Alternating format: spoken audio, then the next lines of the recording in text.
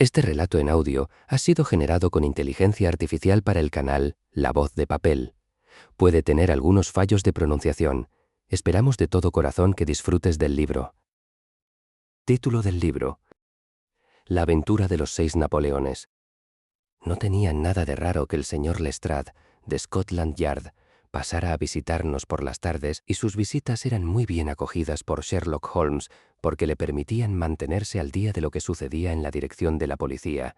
A cambio de las noticias que Lestrade traía, Holmes se mostraba siempre dispuesto a escuchar con atención los detalles del caso en el que estuviera trabajando el inspector, y de cuando en cuando, sin intervenir de manera activa, le proporcionaba algún consejo o sugerencia sacados de su vasto arsenal de conocimientos y experiencia. Aquella tarde en concreto, Lestrade había estado hablando del tiempo y de los periódicos, y después se había quedado callado, chupando pensativo su cigarro. Sherlock Holmes le miró con interés. ¿Tiene algo especial entre manos?, preguntó. Oh, no, señor Holmes, nada de particular. Está bien, cuéntemelo todo. Lestrade se echó a reír. De acuerdo, señor Holmes, no puedo negar que hay algo que me tiene preocupado, y sin embargo, se trata de un asunto tan absurdo que no me decidía a molestarle con ello. Por otra parte, si bien es un asunto trivial, no cabe duda de que es raro, y ya sé que a usted le gusta todo lo que se sale de lo corriente, aunque, en mi opinión, cae más en el campo del doctor Watson que en el suyo. ¿Una enfermedad?, pregunté yo. Locura, más bien. Y una locura bastante extraña. ¿Se imaginan que exista a estas alturas una persona que sienta tanto odio por Napoleón que se dedique a romper todas las imágenes suyas que encuentra? Holmes volvió a recostarse en su asiento. No es asunto para mí, dijo. Exacto, eso decía yo. Sin embargo, cuando este hombre asalta casas para poder romper imágenes que no le pertenecen, la cosa escapa de la jurisdicción del médico para entrar en la del policía. Holmes se enderezó de nuevo. ¿Asaltos? Eso es más interesante. Cuénteme los detalles. Lestrade sacó su cuaderno de notas reglamentario y refrescó la memoria consultando sus páginas. El primer caso denunciado tuvo lugar hace 4 días, dijo. Ocurrió en la tienda de Morse Hudson, un establecimiento de Kennington Road dedicado a la venta de cuadros y esculturas. El dependiente había pasado un momento a la trastienda cuando oyó un ruido de rotura. Acudió corriendo y encontró, hecho pedazos en el suelo, un busto de escayola de Napoleón que había estado expuesto en el mostrador junto con otras obras de arte. Salió corriendo a la calle, pero, a pesar de que varios transeúntes declararon haber visto a un hombre salir con prisas de la tienda, no pudo localizarlo ni identificarlo. Parecía uno de esos actos de vandalismo gratuito que ocurren de cuando en cuando, y así lo hizo constar el policía de servicio en su informe. La escayola no valía más que unos chelines, y la cosa parecía demasiado infantil como para investigarla. Sin embargo, el segundo caso fue más grave, y también más extraño. Ocurrió anoche mismo, en la misma Kennington Road, a unos cientos de metros de la tienda de Morse Hudson, vive un médico muy conocido, el doctor Barnicot, que tiene una de las clientelas más numerosas al sur del Támesis. Su residencia y consultorio principal están en Kennington Road, pero tiene también un quirófano y dispensario en Lower Brixton Road, a 2 millas de distancia. Resulta que este doctor Barnicot es un ferviente admirador de Napoleón y tiene la casa llena de libros, retratos y reliquias del emperador. Hace poco tiempo, compró a Morse Hudson 2 reproducciones en escayola de la famosa cabeza de Napoleón, esculpida por el francés Devine. Colocó una en el vestíbulo de su casa de Kennington Road y la otra en la repisa de la chimenea del quirófano de Lower Brixton. Pues bien, cuando el doctor Barnicot se levantó esta mañana, se quedó estupefacto al descubrir que su casa había sido asaltada por la noche, pero que no se habían llevado nada más que la cabeza de Napoleón del recibidor. La habían sacado al jardín y la habían estrellado contra la pared, al pie de la cual encontramos sus fragmentos. Holmes se frotó las manos. «Esto sí que es una novedad», dijo. «Ya supuse que le gustaría el asunto, pero aún no hemos terminado. El doctor Barnicot tenía que estar en su quirófano a las 12, y puede usted imaginarse su asombro al descubrir que alguien había abierto una ventana durante la noche y encontrar los pedazos de su segundo busto esparcidos por toda la habitación. Lo habían reducido a átomos allí mismo. En ninguno de los 2 casos encontramos huellas que pudieran darnos alguna pista sobre el delincuente o lunático, autor del desaguisado. Y estos son los hechos, señor Holmes». «Son curiosos, por no decir grotescos», dijo Holmes. «Todos salieron del mismo molde. Este dato contradice la teoría de que la persona que los rompe actúa impulsada por un odio genérico a Napoleón. Si consideramos los cientos de figuras del emperador que deben existir en Londres, es mucho suponer que un iconoclasta imparcial se tope, por pura casualidad, con 3 ejemplares del mismo busto nada más empezar. Yo pensé lo mismo que usted, dijo Lestrade. Pero, por otra parte, este Morse Hodgson es el proveedor de bustos de esta zona de Londres, y esos eran los únicos que había tenido en su tienda en varios años. De manera que, si bien es cierto, como usted dice, que existen en Londres cientos de figuras de Napoleón, es muy probable que estas 3 fueran las únicas en todo el distrito, así que un fanático del barrio empezaría por ellos. ¿Qué le parece a usted, doctor Watson? Las posibilidades de la monomanía no tienen límites, respondí. Es lo que los psicólogos franceses modernos llaman idée fixe, que puede ser algo completamente trivial, acompañado por una normalidad absoluta en todos los demás aspectos. Un hombre que haya leído mucho sobre Napoleón, o cuya familia haya sufrido alguna desgracia hereditaria por culpa de la Gran Guerra, puede llegar a concebir una idée fixe de estas y bajo su influencia cometer toda clase de extravagancias. Eso no cuela, querido Watson, dijo Holmes, negando con la cabeza. Ni con todas las ideas fixes del mundo, su monomaníaco sería capaz de localizar el paradero de estos bustos. ¿Y cómo lo explica usted, entonces? No pretendo hacerlo.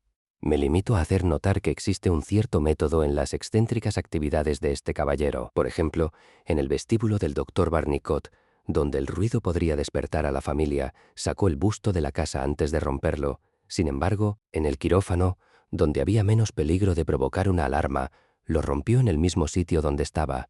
El asunto parece ridículo y trivial, pero yo no me atrevería a calificar nada de trivial, teniendo en cuenta que algunos de mis casos más clásicos han tenido comienzos muy poco prometedores. Recuerde usted, Watson, que lo primero que supimos del espantoso caso de la familia Abernethy fue que el perejil se había hundido en la mantequilla un día de mucho calor. En consecuencia, no puedo permitirme sonreír ante sus 3 bustos rotos, Lestrade, y le quedaría muy agradecido si me informa de cualquier novedad que se presente en esta curiosa cadena de acontecimientos. Las novedades que pedía mi amigo llegaron mucho antes, y con un aspecto infinitamente más trágico de lo que yo habría podido imaginar. A la mañana siguiente, cuando todavía estaba vistiéndome en mi habitación, Holmes llamó a mi puerta y entró con un telegrama en la mano. Lo leyó en voz alta. «Venga inmediatamente, 131 Pitt Street, Kensington. Lestrade». «¿Qué es lo que pasa?», pregunté. «Ni idea. Puede ser cualquier cosa, pero sospecho que se trata de la continuación de la historia de los bustos, en cuyo caso, nuestro amigo el iconoclasta ha comenzado a operar en otro barrio de Londres. Hay café en la mesa, Watson, y tengo un coche en la puerta». Media hora después llegábamos a Pitt Street, un pequeño remanso de tranquilidad junto a una de las zonas más animadas de la vida londinense. El número 131 formaba parte de una hilera de casas todas iguales, todas de fachada lisa, respetables y nada románticas.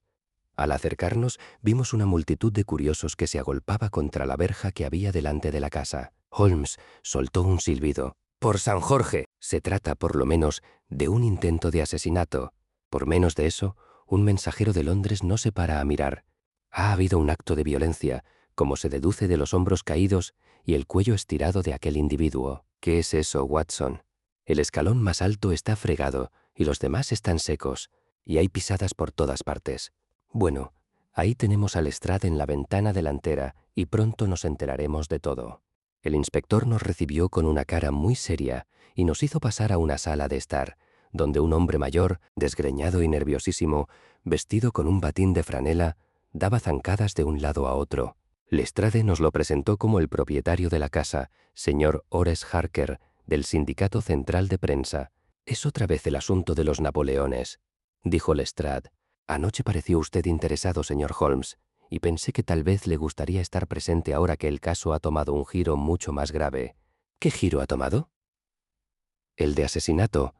Señor Harker, ¿quiere usted explicar a estos caballeros exactamente lo que ha ocurrido?». El hombre del batín se volvió hacia nosotros con una expresión de profunda melancolía. «Es algo extraordinario», dijo, «que, habiéndome pasado la vida recogiendo noticias sobre otra gente, ahora que me cae encima una verdadera noticia, me encuentro tan trastornado y tan fastidiado que no puedo ligar 2 palabras seguidas.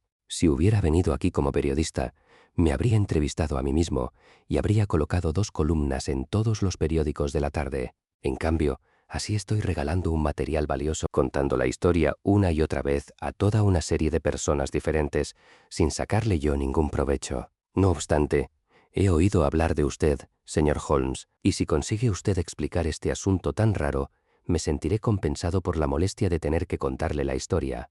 Holmes tomó asiento y escuchó. Todo parece centrarse en este busto de Napoleón que compré para esta misma habitación hace unos 4 meses. Lo conseguí barato en Harding Brothers, a 2 puertas de la estación de High Street. Gran parte de mi trabajo periodístico lo hago de noche, y a veces me quedo escribiendo hasta altas horas de la madrugada. Eso es lo que hice hoy. Estaba en mi cuchitril, en la parte trasera del piso alto. A eso de las 3 de la mañana, cuando tuve la seguridad de haber oído ruidos abajo, me puse a escuchar, pero no se repitieron, y llegué a la conclusión de que habían venido del exterior. De pronto, unos 5 minutos más tarde, se oyó un grito espantoso, el sonido más horroroso que he oído en mi vida, señor Holmes. Me seguirá resonando en los oídos mientras viva. Me quedé helado de espanto 1 o 2 minutos, y luego cogí el atizador y bajé la escalera. Al entrar en esta habitación, encontré la ventana abierta de par en par, y me fijé al instante en que el busto ya no estaba en la repisa. Que un ladrón se lleve una cosa así es algo que escapa a mi comprensión, ya que se trataba tan solo de una copia de escayola sin ningún valor. Como usted mismo puede ver, el que salga por esa ventana abierta puede llegar al escalón de la puerta con solo dar una zancada larga. Evidentemente, eso era lo que el ladrón había hecho. Así que di la vuelta y fui a abrir la puerta. Al salir a la oscuridad, casi me caigo encima de un cadáver que había tendido allí. Retrocedí corriendo a buscar una luz y pude ver al pobre desgraciado, con un enorme tajo en el cuello, en medio de un charco de sangre. Estaba tumbado de espaldas, con las rodillas dobladas y la boca horriblemente abierta. Estoy seguro de que se me aparecerá en sueños. Tuve el tiempo justo para tocar mi silbato de policía y después debí desmayarme, porque no recuerdo nada más hasta que vi al policía mirándome, de pie en el vestíbulo. «Bien, ¿quién era el hombre asesinado?», preguntó Holmes. «No tenemos nada que indique su identidad», respondió Lestrade. «Podrá usted ver el cadáver en el depósito, pero hasta ahora no hemos sacado nada en limpio. Es un hombre alto, tostado por el sol, muy fuerte y de 30 años como máximo. Estaba mal vestido, pero no parece un obrero. Junto a él, caída en el charco de sangre, una navaja con cachas de asta. No sabemos si se trata del arma del crimen o si pertenecía al difunto. Sus ropas no tienen ninguna marca y en los bolsillos no llevaba nada más que una manzana, un trozo de cuerda, un plano de Londres de los que cuestan un chelín y una fotografía. Aquí la tiene. Se trataba, sin lugar a dudas, de una instantánea tomada con una cámara pequeña. En ella se veía a un hombre de aspecto despierto, rasgos pronunciados y simiescos, cejas tupidas y un curioso prognatismo en la parte inferior de la cara, que parecía el hocico de un babuino. «¿Y qué ha sido del busto?», preguntó Holmes, tras estudiar atentamente la fotografía. «Hemos tenido noticias de él un momento antes de que llegaran ustedes. Lo han encontrado en el jardín delantero de una casa deshabitada en Campden House Road. Estaba hecho pedazos. Ahora me disponía a ir a verlo». «Desde luego, pero antes tengo que echar un vistazo por aquí», examinó la alfombra y la ventana. O se trataba de un hombre muy ágil o tenía las piernas muy largas. Teniendo debajo la entrada al sótano, no debió ser fácil llegar al antepecho de la ventana y abrirla. La salida resulta ya un poco más fácil. «¿Viene usted con nosotros a ver los restos de su busto, señor Harker?». El desconsolado periodista se había sentado ante un escritorio. «Tengo que intentar sacar algún partido de esto», dijo, «aunque no me cabe duda de que las primeras ediciones de los periódicos de la tarde ya traerán todos los detalles. ¿Recuerdan ustedes cuando se hundió la Tribuna en Doncaster? Pues yo era el único periodista que había en la Tribuna y mi periódico fue el único que no sacó la noticia del suceso, porque yo estaba demasiado alterado para escribirla. Y ahora voy a llegar demasiado tarde con un asesinato cometido en la puerta de mi propia casa». Al salir de la habitación, oímos el rascar de su pluma sobre la cuartilla del papel. El lugar donde habían aparecido los fragmentos del busto se encontraba a unos cientos de metros de distancia. Por primera vez nuestros ojos se posaron en aquella representación del gran emperador que parecía despertar un odio tan frenético y destructivo en la mente del desconocido. Los pedazos estaban desparramados sobre la hierba. Holmes recogió unos cuantos y los examinó con mucha atención. Por su expresión concentrada y sus movimientos intencionados, tuve la convicción de que por fin había dado con una pista. ¿Y bien?, preguntó Lestrade. Todavía nos queda mucho camino por andar, respondió Holmes. Y sin embargo, la verdad es que tenemos algunos datos muy sugerentes para empezar a actuar. Para este extraño criminal, la posesión de este insignificante busto tenía más valor que una vida humana. Este es el primer punto. Después, tenemos el hecho curioso de que no lo rompiera en la casa, ni a las puertas de la misma, si lo único que quería era romperlo. El encuentro con ese otro individuo debió alterarlo y ponerlo nervioso. Seguramente no sabía lo que se hacía. Sí, eso es bastante probable.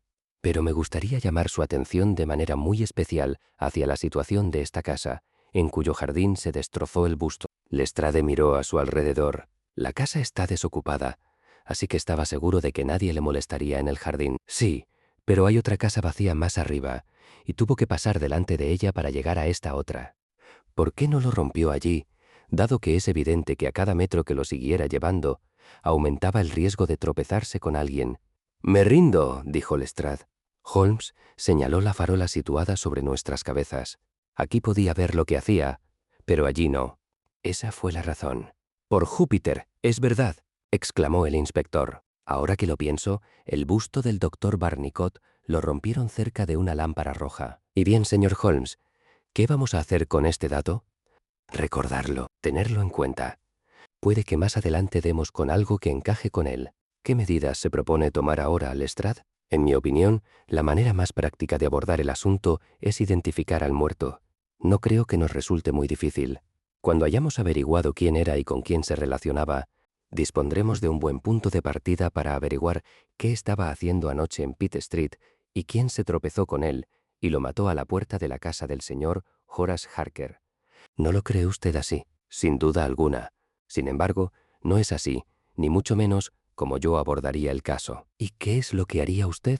Oh, no deje usted que yo le influya en modo alguno. Propongo que usted actúe a su manera y yo a la mía. Más adelante podemos comparar notas, y los datos de cada uno complementarán los del otro. Muy bien, dijo Lestrade. Si vuelve usted a Pitt Street y ve al señor Horace Harker, dígale de mi parte que ya he sacado una conclusión y que no cabe duda de que anoche entró en su casa un peligroso maníaco homicida que se cree Napoleón. Eso le vendrá bien para su artículo. Lestrade se le quedó mirando fijamente. ¿No dirá en serio que se cree eso? Holmes sonrió. ¿Que no? Bueno, tal vez no. Pero estoy seguro de que interesará al señor Harker y a los suscriptores del Sindicato Central de Prensa.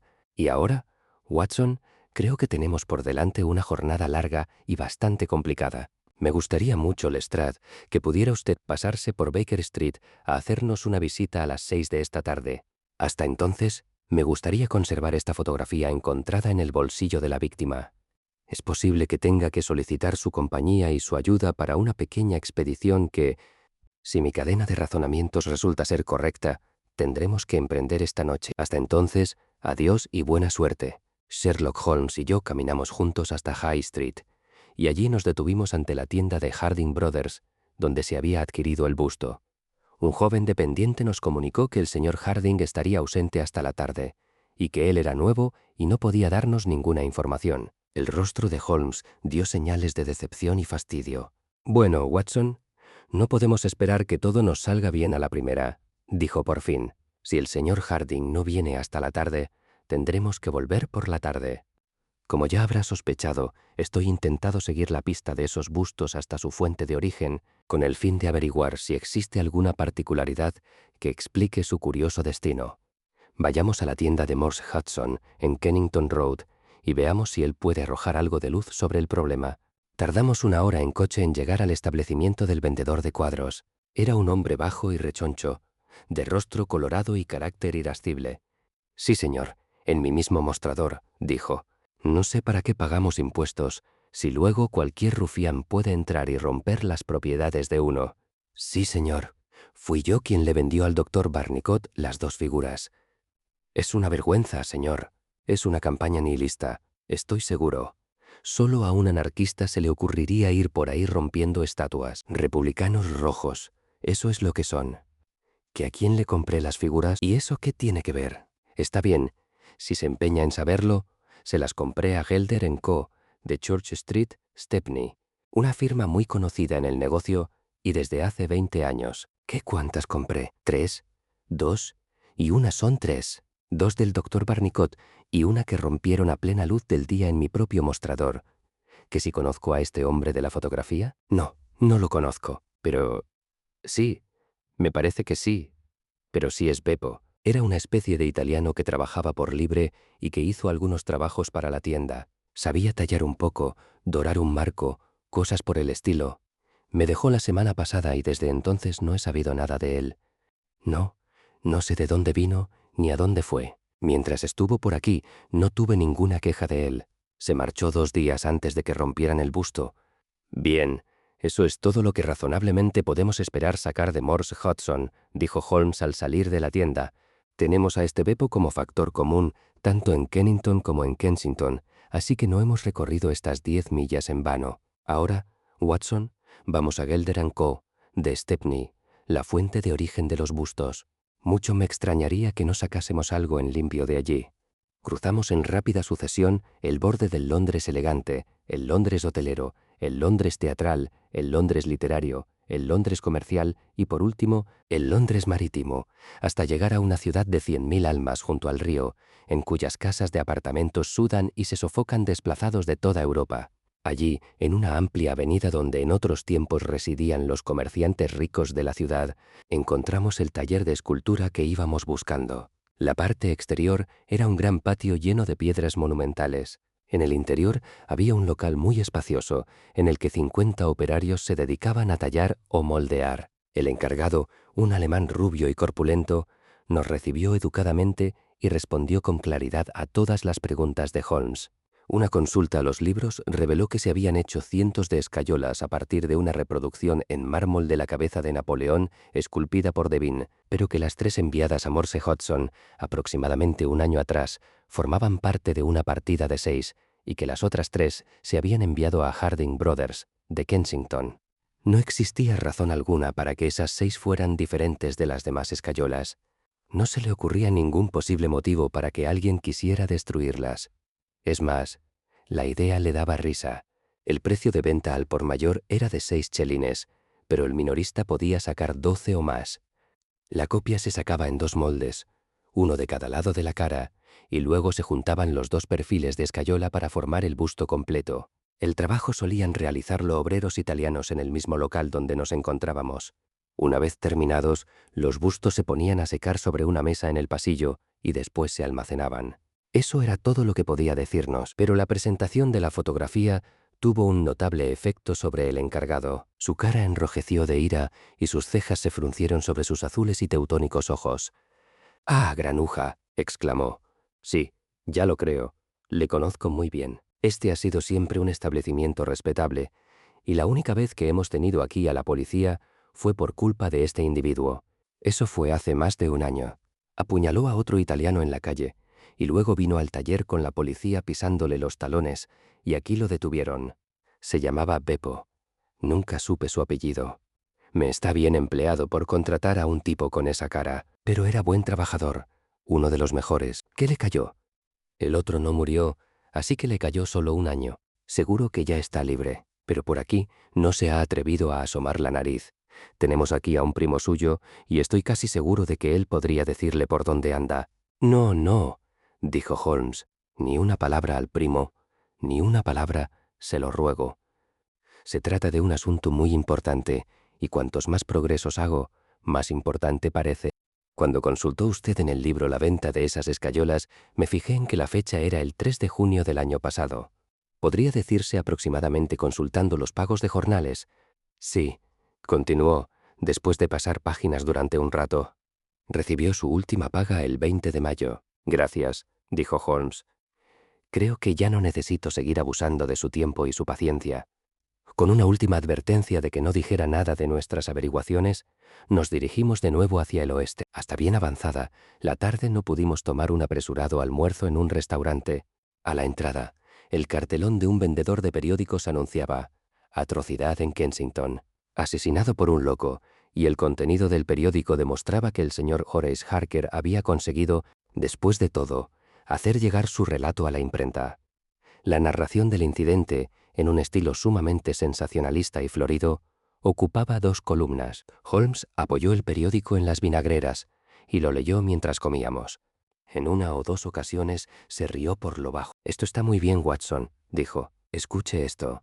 Es un consuelo saber que en este caso no pueden darse disparidades de opiniones, ya que tanto el señor Lestrade, uno de los funcionarios más expertos del cuerpo de policía, como el señor Sherlock Holmes, detective particular de fama mundial, han llegado, cada uno por su parte, a la conclusión de que esta grotesca serie de incidentes que tan trágico desenlace ha tenido es fruto de la locura y no de un delito premeditado. Solo la aberración mental puede explicar los hechos. La prensa, Watson, es una institución valiosísima, si uno sabe cómo utilizarla. Y ahora, si ya ha terminado usted, volveremos a Kensington y veremos lo que tiene que decir sobre el asunto el encargado de Harding Brothers. El fundador de aquella gran empresa resultó ser un hombrecillo menudo y vivaracho, muy atildado y perspicaz, con la mente clara y la lengua suelta. Sí, señor, ya he leído la noticia en los periódicos de la tarde. El señor Horace Harker es cliente nuestro. Le vendimos el busto hace unos meses. Adquirimos 3 de estos bustos a Gelder & Co. de Stepney, pero ya los hemos vendido todos. ¿A quién? Supongo que si consulto los libros de ventas se lo podré decir sin dificultad. Sí, aquí está apuntado. 1 al señor Harker, como puede ver. Otro al señor Josiah Brown, de la Burnham Lodge, la Burnham Valley, Chiswick, y otro al señor Sandeford, de Lower Grove Road, Radiac. No, jamás he visto a este hombre de la fotografía. Una cara así no se olvidaría fácilmente, ¿no cree? En mi vida he visto a alguien tan feo, que si tenemos empleados italianos, pues sí. Hay varios entre los obreros y el personal de la limpieza. Supongo que, si se lo propone, cualquiera de ellos podría echar un vistazo a este libro de ventas. No existe ningún motivo para tener el libro vigilado. En fin, este es un asunto muy raro, y confío en que me avise si sus investigaciones dan algún fruto. Holmes había tomado varias notas durante las declaraciones del señor Harding y pude darme cuenta de que se sentía plenamente satisfecho con el rumbo que iban tomando los acontecimientos.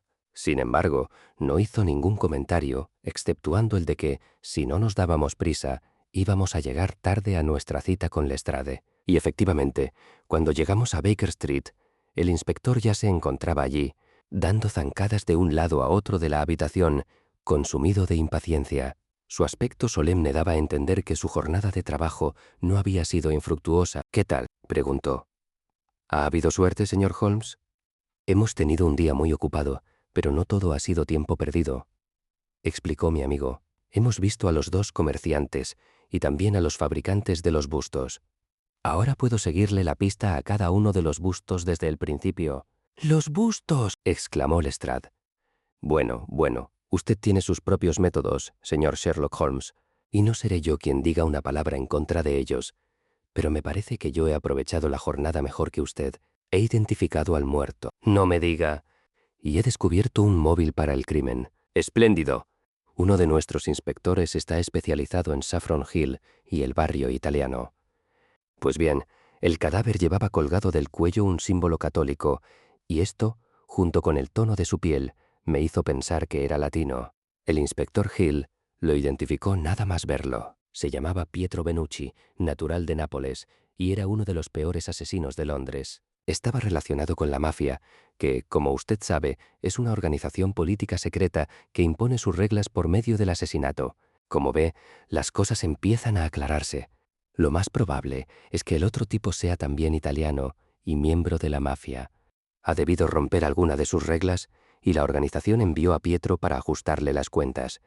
Es muy posible que la fotografía que encontramos en el bolsillo del muerto sea de nuestro hombre y que la llevara para asegurarse de que no apuñalaba a otra persona. Pietro va siguiendo al tipo, lo ve meterse en una casa, espera a que salga y en la pelea que se entabla es él quien recibe una herida mortal. ¿Qué le parece, señor Holmes? Holmes palmoteó en señal de aprobación. «¡Excelente, Lestrade! ¡Excelente!», exclamó. «Pero no sé si he entendido muy bien su explicación de la destrucción de los bustos». «¿Los bustos? No hay quien le saque esos bustos de la cabeza. Al fin y al cabo, eso no es nada. Hurto menor, 6 meses como máximo. Lo que de verdad estamos investigando es el asesinato». y le digo que ya casi tengo todos los hilos en mis manos. ¿Qué va a hacer a continuación? Muy sencillo. Iré con Gil al barrio italiano. Encontraremos al hombre de la fotografía y lo detendremos acusado de asesinato. ¿Quiere venir con nosotros? Creo que no. Me da la impresión de que podemos lograr nuestro objetivo de un modo más sencillo. No puedo estar seguro porque todo depende, en fin, depende de un factor que está completamente fuera de nuestro control. Pero tengo grandes esperanzas. De hecho, podría apostar 2 contra 1 a que si usted nos acompaña esta noche, podría ayudarle a echar el guante. ¿En el barrio italiano? No. Creo que en Chiswick nos será mucho más fácil encontrarlo. Si viene usted conmigo a Chiswick esta noche, Lestrade, le prometo ir mañana con usted al barrio italiano. Con ese pequeño retraso no se pierde nada. Y ahora, creo que unas pocas horas de sueño nos vendrían muy bien a todos, porque no pienso salir hasta las 11 y es poco probable que regresemos antes de que amanezca. Quédese a cenar con nosotros, Lestrade, y después puede echarse en el sofá hasta que llegue la hora de salir. Mientras tanto, Watson, le agradecería que llamase a un mensajero, porque tengo que enviar una carta y es importante que salga cuanto antes. Holmes se pasó la tarde rebuscando entre los diarios atrasados que llenaban uno de nuestros trasteros. Cuando por fin bajó, sus ojos tenían una expresión de triunfo, pero no nos dijo nada sobre el resultado de sus indagaciones. Por mi parte, yo había seguido paso a paso los métodos con los que habíamos seguido los diversos vericuetos de este complicado caso, y aunque todavía no intuía cuál era nuestro objetivo, me daba perfecta cuenta de que Holmes esperaba que el grotesco criminal intentara apoderarse de los 2 bustos que quedaban, uno de los cuales, como yo recordaba, se encontraba en Chiswick. Sin duda, el objeto de nuestro viaje era atraparlo con las manos en la masa, y no podía dejar de admirar la astucia con que mi amigo había insertado una pista falsa en el periódico de la tarde para que nuestro hombre pensara que podía seguir adelante con su plan impunemente. No me sorprendí cuando Holmes sugirió que llevara mi revólver. Él ya se había equipado con la pesada fusta de caza, que era su arma favorita. Un coche nos aguardaba a las 11 en la puerta y en él llegamos hasta un lugar al otro lado del puente de Hammersmith, donde dijimos al cochero que nos esperara. Una corta caminata nos llevó hasta una calle solitaria, flanqueada por bonitas casas, cada una con su terreno propio. A la luz de una farola leímos Laburnum Villa en la entrada de una de ellas. Evidentemente, sus ocupantes se habían retirado a dormir, porque todo estaba oscuro, a excepción de una luz sobre los cristales de la puerta del vestíbulo, que arrojaba un borroso círculo de luz sobre el sendero del jardín. La valla de madera que separaba el jardín de la calle proyectaba una densa sombra negra hacia la parte de dentro, y allí fue donde nos agazapamos. «Me temo que tendremos que esperar mucho tiempo», susurró Holmes. «Podemos dar gracias al cielo de que no llueva. No creo que sea prudente fumar para pasar el rato. Sin embargo, hay 2 posibilidades contra una de que obtengamos una compensación por tanta molestia. Sin embargo, nuestra guardia no resultó tan larga como Holmes nos había hecho temer, y terminó de un modo repentino y extraño. En un instante, sin el más ligero ruido que nos advirtiera de su llegada, se abrió la puerta del jardín y por ella entró una figura oscura y atlética, tan rápida y ágil como un mono, que avanzó velozmente por el sendero. La vimos cruzar frente a la luz que salía por encima de la puerta y desaparecer, confundida con la negra sombra de la casa. Hubo una larga pausa, durante la cual estuvimos conteniendo la respiración, y luego llegó a nuestros oídos un crujido muy débil. Estaban abriendo una ventana. El ruido cesó, y de nuevo se produjo un largo silencio. El individuo había entrado en la casa. Vimos el súbito resplandor de una linterna sorda dentro de la habitación. Evidentemente, lo que buscaba no estaba allí, porque enseguida vimos el resplandor a través de otra ventana y después de otra. Acerquémonos a la ventana abierta. Lo atraparemos cuando vuelva a salir, cuchicheó Lestrade. Pero antes de que pudiéramos hacer un movimiento, el hombre salió de nuevo. Al pasar por el círculo de luz, vimos que llevaba un objeto blanco bajo el brazo. Miró furtivamente a su alrededor y el silencio de la calle desierta le tranquilizó. Dándonos la espalda, dejó en el suelo su carga y al instante oímos un golpe seco, seguido por un ruido de rotura. El hombre estaba tan concentrado en lo que hacía que no oyó nuestros pasos, que avanzaban sigilosamente por el césped. Con un salto de tigre, Holmes cayó sobre su espalda, y un segundo después, Lestrade y yo lo teníamos agarrado por las muñecas y le habíamos colocado las esposas. Cuando le dimos la vuelta, vimos una cara cetrina y repugnante, que nos miraba temblando de furia, y comprendí que habíamos capturado al hombre de la fotografía. Pero Holmes no estaba prestando atención a nuestro prisionero. Agachado junto al umbral de la puerta, examinaba con la máxima atención el objeto que el hombre había sacado de la casa. Se trataba de un busto de Napoleón, igual al que habíamos visto por la mañana, y roto en fragmentos similares. Con mucho cuidado, Holmes acercó a la luz cada pedazo, pero estos en nada se diferenciaban de cualquier otro trozo de escayola rota. Acababa de terminar su inspección cuando se encendieron las luces del vestíbulo, se abrió la puerta y apareció en el umbral el dueño de la casa, un hombre grueso y jovial en mangas de camisa. «El señor Josiah Brown, supongo», dijo Holmes. «Sí, señor. Y usted, sin duda, es Sherlock Holmes. Recibí la carta que me envió por mensajero e hice exactamente lo que usted me indicaba. Cerramos todas las puertas por dentro y aguardamos a ver qué ocurría. Vaya, me alegra comprobar que han agarrado a ese granuja. Supongo, caballeros, que entrarán a tomar algo». Pero Lestrade estaba ansioso por poner a su hombre a buen recaudo, así que a los pocos minutos habíamos hecho venir a nuestro coche y los 4 íbamos camino de Londres. Nuestro cautivo no dijo una sola palabra. Se limitó a mirarnos con furia desde la sombra de sus desgreñados cabellos, y una vez que mi mano le pareció a su alcance, le lanzó un mordisco como un lobo hambriento. Nos quedamos en la comisaría el tiempo suficiente para enterarnos de que, al registrar sus ropas, no se había encontrado nada más que unos pocos chelines y una enorme navaja, en cuyas cachas se veían abundantes huellas de sangre reciente. «Esto va bien», dijo Lestrade al despedirnos. «Hill conoce a toda esta gente y sabrá cómo se llama. Ya verá usted cómo mi teoría de la mafia resulta cierta. Pero, desde luego, le estoy agradecidísimo, señor Holmes, por la manera tan profesional con que le ha echado el guante. Todavía no lo comprendo bien todo. Me temo que es muy tarde para explicaciones», dijo Holmes. «Además, aún quedan 1 o 2 detalles por aclarar, y este es uno de los casos que vale la pena apurar hasta el final. Si se pasa una vez más por mis aposentos mañana a las 6, creo que podré demostrarle que aún no ha captado usted todo el significado de este asunto, que presenta algunos aspectos que lo convierten en un caso absolutamente original en la historia del crimen.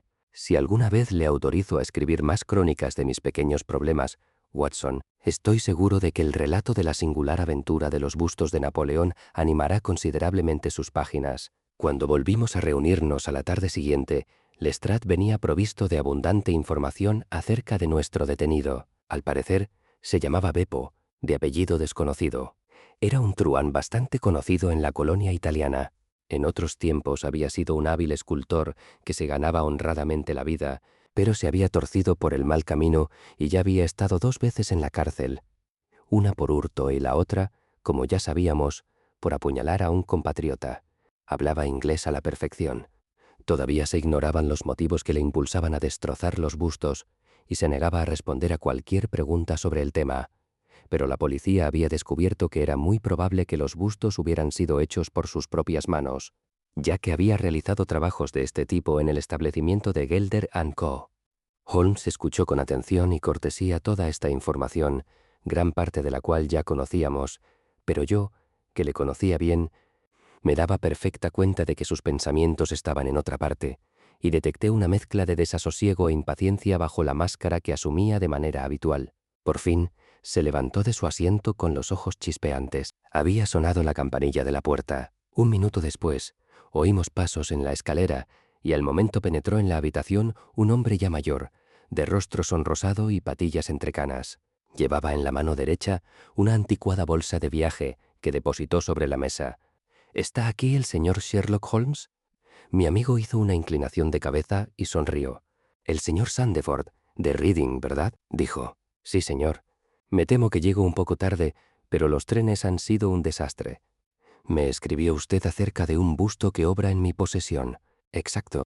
Tengo aquí su carta. Dice usted: deseo obtener una copia del Napoleón de Devine y estoy dispuesto a pagarle 10 libras por la que usted posee. ¿Es así?»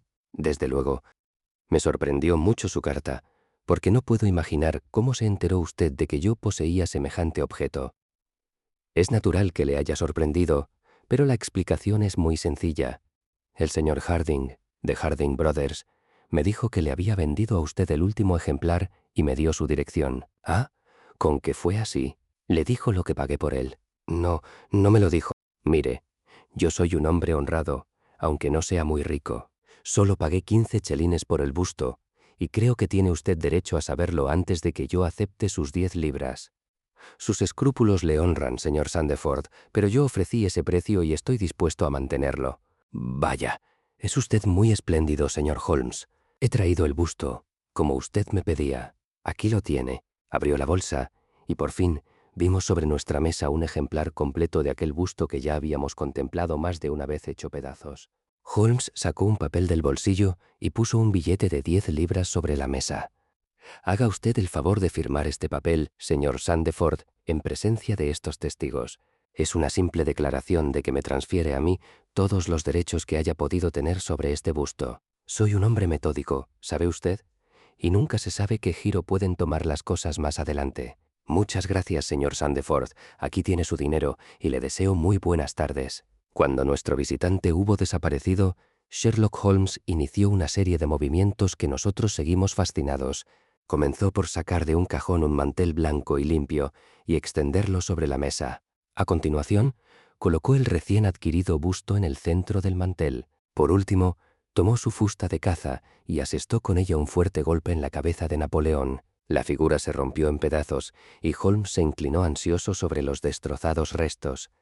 Al instante, con un fuerte grito de triunfo, levantó un fragmento que llevaba pegado un objeto redondo y oscuro, como si fuera una ciruela en un pastel. «Caballeros», exclamó, «permítanme que les presente la famosa perla negra de los Borgia». Lestrade y yo nos quedamos callados por un momento y luego, con una reacción espontánea, estallamos en aplausos como si estuviéramos presenciando el elaborado desenlace de una obra dramática. Un súbito rubor asomó en las pálidas mejillas de Holmes, que se inclinó ante nosotros como un dramaturgo que recibe el homenaje de su público. En momentos como aquel, Holmes dejaba por un momento de ser una máquina de razonar y sucumbía a la debilidad humana por la admiración y el aplauso. Aquel personaje tan peculiarmente orgulloso y reservado, que rechazaba con desprecio la notoriedad pública, era capaz de conmoverse hasta las entrañas ante la admiración y los elogios espontáneos de un amigo. «Sí, caballeros», continuó, «esta es la perla más famosa que existe hoy día en todo el mundo, y mediante una cadena continua de razonamientos inductivos, he tenido la suerte de poder seguir su pista desde la alcoba del príncipe Colonna, en el Hotel Dacre donde fue robada, hasta el interior de este, el último de los 6 bustos de Napoleón fabricados por Gelder & Co. de Stepney. Seguro que usted, Lestrade, se acuerda de la sensación que causó la desaparición de esta valiosa joya y de los vanos esfuerzos de la policía de Londres por recuperarla. Yo mismo fui consultado al respecto, pero no conseguí arrojar ninguna luz sobre el caso. Las sospechas recayeron sobre la doncella de la princesa, que era italiana, y se supo que tenía un hermano en Londres, pero no se pudo demostrar que existiera ningún contacto entre ellos. La doncella se llama Lucrecia Benucci, y no me cabe la menor duda de que ese prieto, que fue asesinado hace 2 noches, era el hermano. He estado consultando las fechas en los viejos archivos de prensa, y he comprobado que la desaparición de la perla se produjo exactamente 2 días antes de la detención de Beppo por una agresión violenta, detención que tuvo lugar en la fábrica de Gelder & Co. en el mismo momento en que se estaban fabricando estos bustos.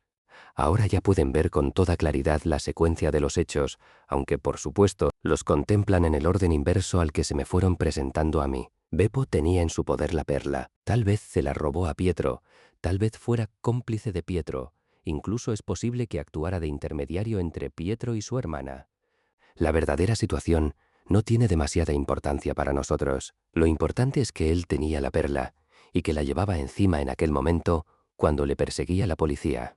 Se dirigió a la fábrica en la que trabajaba y sabía que disponía solo de unos pocos minutos para ocultar este valiosísimo botín, que de otro modo sería descubierto cuando le registraran. En el pasillo había 6 napoleones de escayola secándose. Uno de ellos aún estaba blanco. En un instante Beppo, que era un trabajador muy hábil, hizo un agujerito en el yeso húmedo, metió en él la perla y con unos pocos toques tapó de nuevo la abertura. El escondrijo era perfecto. Nadie podría descubrirlo, pero Beppo fue condenado a 1 año de cárcel y mientras tanto los 6 bustos quedaron desperdigados por Londres. Era imposible saber cuál de ellos contenía el tesoro. Solo rompiéndolos podía averiguarlo. Ni siquiera sacudiéndolos podía descubrir nada, porque como el yeso estaba húmedo, lo más probable era que la perla hubiera quedado adherida a él, como efectivamente ha sucedido. Beppo no se dio por vencido, y llevó a cabo su investigación con considerable ingenio y perseverancia.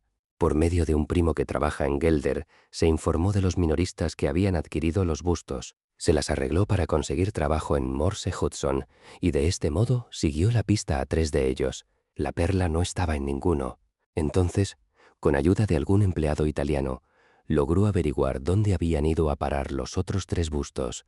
El primero estaba en casa de Harker. Allí fue acosado por su compinche, que consideraba a Beppo responsable de la pérdida de la perla, y en el forcejeo que se produjo a continuación, Beppo lo apuñaló. Si Pietro era su cómplice, ¿para qué llevaba la fotografía? Pregunté yo, para seguirle la pista, si tenía necesidad de preguntar por él a terceras personas. Es la explicación más obvia. Pues bien, después del asesinato, me figuré que lo más probable sería que Beppo apresurara sus acciones en lugar de proceder despacio. Tendría miedo de que la policía averiguase su secreto, así que se daría prisa antes de que le tomaran la delantera. Por supuesto, yo no podía saber si había encontrado o no la perla en el busto de Harker.